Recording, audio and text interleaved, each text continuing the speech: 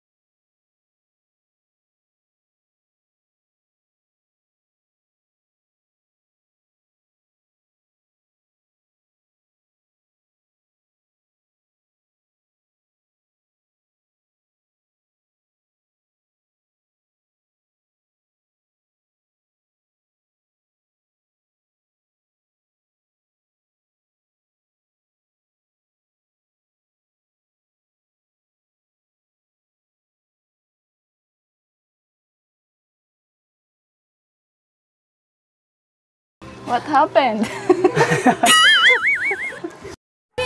Grabe at kitang-kita nga kay Ate Marjo na habang kinakantahan siya ni Kalingap Tata ay grabe at kinikilig din ito.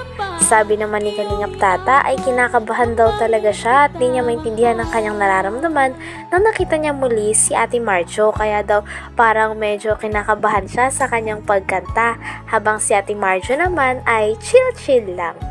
Pagkatapos naman ito ay sinurprise ni Kalingap Tata ng flowers si Ate Marjo. Nang nakita ni Ate Marjo ang flowers na ito ay grabe din ang kanyang saya. Grabe na din talaga magpakilig si Kalingap Tata, at sabi pa nga nila ay bagong gising lang daw noon si Ate Marjo kaya inantay pa nila. Para sa'yo, Jo. Ganun. Thank you.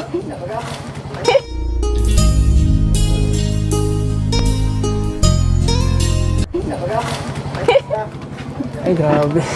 Kumusta ka na, Jo? Okay lang ah. Kagigising lang. Minsan na sa kanta ko, medyo kinabahan ako. Nakita kita eh. Grabe yung kaba ng puso ko eh. Ganun? Kanina hindi pa ako kinabahan. Nung nakita, grabe yung kaba ko. Oh? Baka di pa kayo kumain. Bakit mo nahulaan? Ha? Di pa nga kami kumakain eh. Sa kahintay sa'yo. Ang tagal kaya pa sa ako dalawang tulog oras kami naghintay sa'yo eh. Sabi ng mama mo yan kanina. Kasi natutulog ka pa daw. Oo nga. Natutulog talaga. Pasensya na sa pang-istorbo namin sa'yo. Nagustuhan mo ba yung kanta ko kahit kinabahan ako? Oo naman. Ngumiti naman ako. Wow, grabe. Grabe at first vlog pa lang ay talagang may pabanat na si Kalingap Tata na talaga namang nagpakilig kay Ate Marjo, lalo na sa mga manonood. Nakita niya kasi na hawak-hawak ni Ate Marjo ang kanyang aso, kaya tinanong niya ito. Sabi niya, "Marjo, aso mo ba yan?" Sabi naman ni Ate Marjo, "Oo, bakit? Gusto mo na rin ba maging aso?" Sabi naman ni Kalingap Tata ay oo, para maalagaan niya din si Kalingap Tata. Nang narinig naman ito ni Ate Marjo ay grabe ang tawa niya at kinilig din talaga si Kalingap Tata. Talagang umpisa pa lang ay kinikilig na rin ang mga manonood dahil ito ang kanilang pinakahinihintay ilang araw na. Pagkatapos naman nun ay hiniling naman ni Kalingap Tata na baka kung pwede nang lumabas si Ate Marjo sa kanilang bahay nang sa ganon ay mas maging maayos ang pag-uusap nila. Ha? Di pa nga kami kumakain eh. Alam ko ako lang kinakabahan. Pati ikaw din pala. Kinakabahan din siya pero nakita sa kanya mata. Oo. Hindi siya dating yung kinausap natin dati na ano, yung chill-chill lang. Yung parang ano na eh. Ayun, Parang may kahalong ka ba? Aba. Hindi ko alam eh. Hindi pa talaga ako Kaano-ano ko lang eh. Kumain ka na? Ha? Baka hindi ka rin kumain. Hindi ka Kumain ba ako? Ha? Oo, kumain ako. Kalimutan. Kinantaan ka lang yung tata, nakalimutan mo. Oo. Aso mo yan? Grabe, ang cute ng aso mo ah. Oo, gusto mo. Ano pangalan ng aso mo? Kimi. Ha? Kimi. Kimi? Gusto mo maging aso? Oo.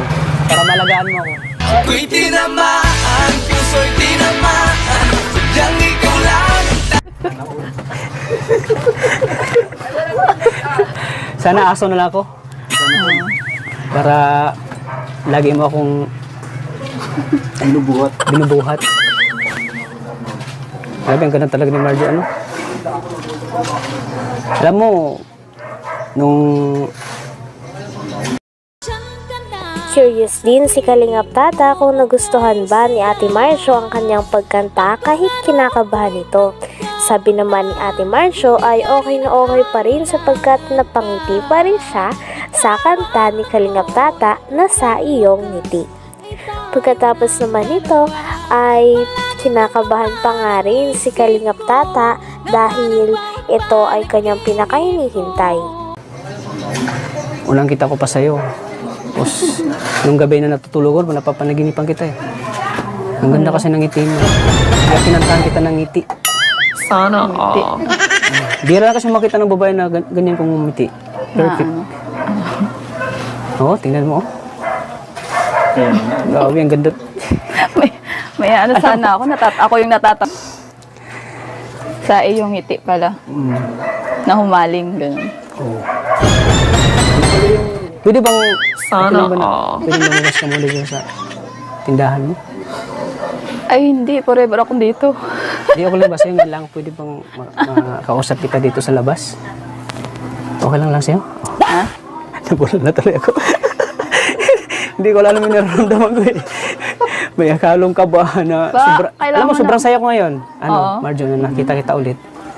Nakita ko yung kagandahan mo. Ilang buwan ka na bang hindi mo nakikita? Sana all. Ay, halo. Pagkatapos nga ng napakatagal na paghihintay ni Kalingap Tata simula nung unang vlog pa lang nila, ay sa wakas lumabas na si Ate Marjo sa kanyang tindahan. First time nga makita ni Kalingap Tata si Ate Marjo ng harapan at talagang nakatabi niya pa ito habang nagkikwentuhan sila. Talagang hindi nga rin makapaniwala si Kalingap Tata na nasa tabi niya na si Ate Marjo. Pagkatapos naman nito ay sinasabi nga ni Kalingap Tata na talagang si Ate Marjo ang kanyang naiibigan na kahit napakarami na niyang nakitang magandang babae ay kakaiba talaga ang ganda ni Ate Marjo. Kaya naman unang kita niya pa lang ay nabighani kaagad siya. Sabi naman ni Ate Marjo ay sa pool, kaya mas kinilig si Kalingap Tata. Galit ba? Diet ako. Diet? Joke lang. Nagda-diet din naman ako. Pareho tayo nagda-diet.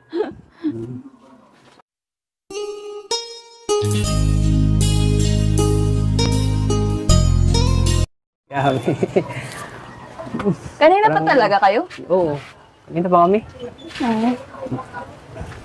Okay lang ba sa'yo na ano? Na? Makausap kita sa ulit? Pakpang nga. Sana Pwede all. upo? Okay lang sa'yo? Oo. Ang ganda talaga ng mga kalingap mo. Mabutit na kapag hintay na. Parang hindi na ako makapagsalita eh, na dito lang ako sa tabi ko. Oo, hanggang mamaya, tulala ka na naman. Sabi do, si ni Bakit Kuya. alam mo? Sino sabi na tulad ako? Kuya, ano? Bakit Sino alam yun? nila? Rock. Starax. Ayun. Rockstar pa naman. Lalo pag nakakita ko ng maganda na katulad mo, lalo ako natutulala eh. Bakit nga ba ganun? Siyempre, Sana all. ang dami ko nang nakita ng mga babae kasi na magaganda pero kakaiba ka.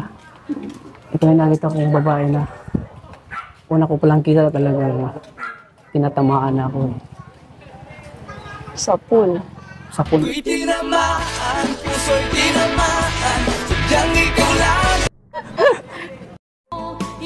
Grabe at unang vlog pa lang ay sobrang nakakakilig na talaga at bagay na bagay si Kalingap Tata at Ate Marjo.